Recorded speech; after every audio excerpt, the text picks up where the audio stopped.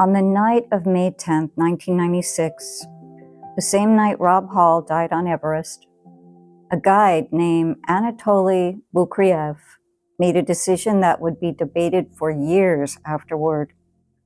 He descended ahead of his clients. Not during the storm, before it, while his clients were still on the upper mountain, still making their way toward camp. Bukriev descended alone, reached Camp 4, ate, rested, refueled. Later that night, when the storm hit, when the mountain turned lethal, Bukriev went back out 3 times, alone, into a blizzard that killed experienced climbers who were better equipped than he was, and he saved 3 lives. The mountaineering community was divided about Bukriev for years. Was he reckless for descending early, or wise? Was he a hero for going back out, or simply correcting a mistake? Here is what I think. I think Anatoly Bukriev knew something about himself that most guides on that mountain did not know about themselves. He knew exactly where his limits were. He knew what he needed to function at full capacity, and he made an unconventional decision based on that self-knowledge, even when the convention said otherwise, and 3 people came home because of it. Welcome back to the Climb Home. I'm Devin. 6 episodes, 6 climbing stories, 6 base camps, 6 pieces of gear that you've been carrying up this mountain. You have the 3 questions: body, age, need, the verdict to curiosity, shift, the Beck Withers vision of the life waiting, the 3 threads of Base Camp 3, the knowledge that you don't have to climb alone. That's a full pack. And today, before the finale, I want to talk to you about something that nobody warns you about when you're doing this kind of work. Something that can happen when the healing starts to take hold. Something I've seen in traders who have done everything right, who have climbed all 4 base camps, done the thread work, found the community, and still find themselves subtly, quietly, almost invisibly stuck. Not at base camp 1 anymore, at a new ceiling. One that looks like progress, but functions like protection. I call it the healing fool. Base Camp 4 is the highest camp on Everest. From Base Camp 4, in clear conditions, you can see the summit. You can see exactly where you're going. You can map the route. You can almost feel yourself there. And here is a specific danger of Base Camp 4. You can also convince yourself that being able to see the summit is the same as standing on it. In the healing work, in trading psychology work specifically, Base Camp 4 has a shadow. I call it the healing fool. And it sounds like this. I've done the work. I understand my wounds. I know my archetypes. I followed the thread. I go to OTA. I've done the 3 threads. I have the framework. I understand all of it. And then the market opens. And something happens. And the framework, which was supposed to be the solution, becomes the new story you tell yourself about why you're okay. Let me be very clear about what I'm saying and what I'm not. I am not saying the work isn't real. It is real. Every base camp in this series has genuine, life-changing value. I am not saying the healing isn't happening. It is happening, slowly, imperfectly, powerfully. What I am saying is this: the ego, which is very clever, very adaptive, and very committed to maintaining its current structure, can co-opt the healing framework the same way it co-opts everything else. It can turn, I know I'm a revenge trader, from a doorway into a destination. It can make the self-awareness itself into a new ceiling. I'm aware of my wounds as a reason not to feel them. I've done the thread work as a credential instead of a practice. I understand the healing fool as proof that I'm not one. See what I did there? Satya Nadella, when he became CEO of Microsoft, talked about shifting the company's culture from a know-it-all culture to a learn-it-all culture. Know-it-alls protect their position. They defend what they already understand. They interpret new information through the lens of existing knowledge instead of allowing new information to genuinely revise the knowledge. Learn-it-alls stay open. They approach every situation with genuine beginner's mind. They are not performing curiosity, they are actually curious. The distinction sounds subtle. At Base Camp 4, it's everything.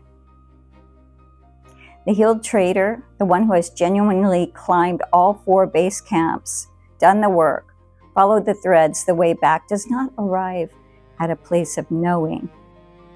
They arrive at a place of deeper not knowing.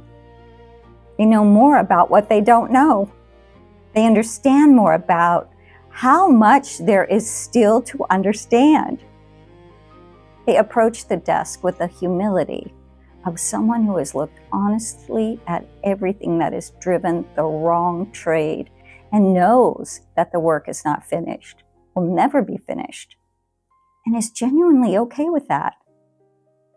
Because the work being ongoing is not a sign of failure. It's a sign of being alive. That is the healing fool, not the trader who is foolish, the trader who is wise enough to know they are still always a student. The fool in the tarot sense, the one who steps off the cliff, not because they're reckless, but because they've learned that trusting the journey is wiser than controlling it. Anatoly Bukharev knew something that the criticism of his decision missed completely.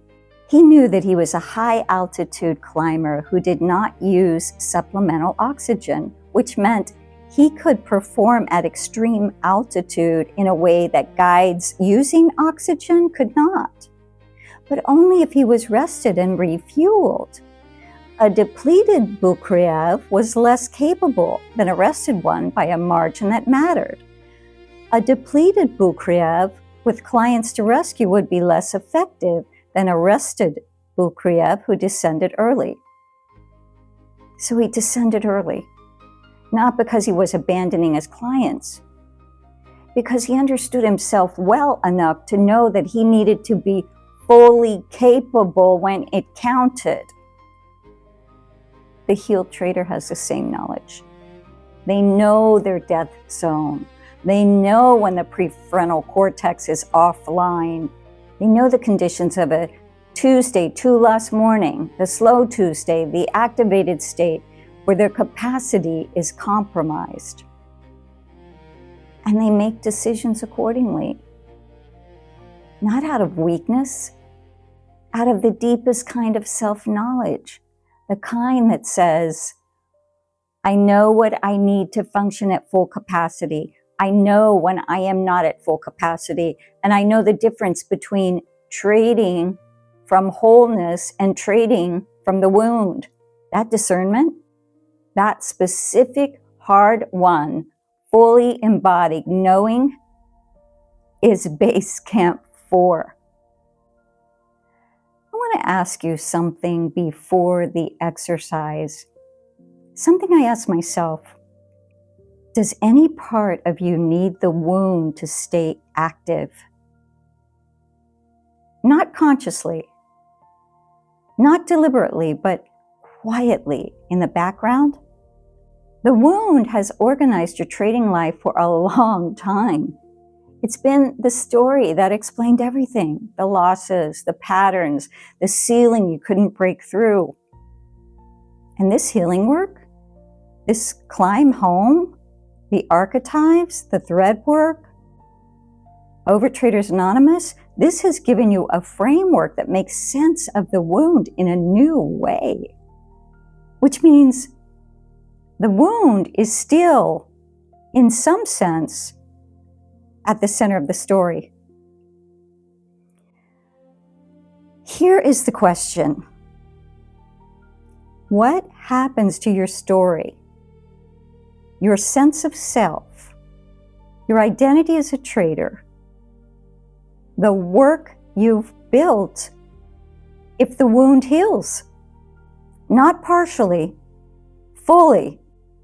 What happens to who you are if the thing that has been organizing your understanding of yourself is no longer there? I ask this not to destabilize you. I ask it because it is the most honest question Basecamp 4 asks. And the traders who can sit with it, who can look at it directly without flinching, those are the ones who make it to the summit. Because the summit is not the healed wound. The summit is the life that exists on the other side of it. The life that doesn't need the story anymore. The one that just lives. One question this week. Write it at the top of a blank page. And write honestly below it for as long as it takes. Here's a question. Does any part of me need the wound to stay active? And if so, what does that part believe will happen if the wound heals? Write whatever comes. Don't edit, don't analyze, don't perform the right answer, just write. And meet whatever comes with the same curiosity we've been building since episode 2.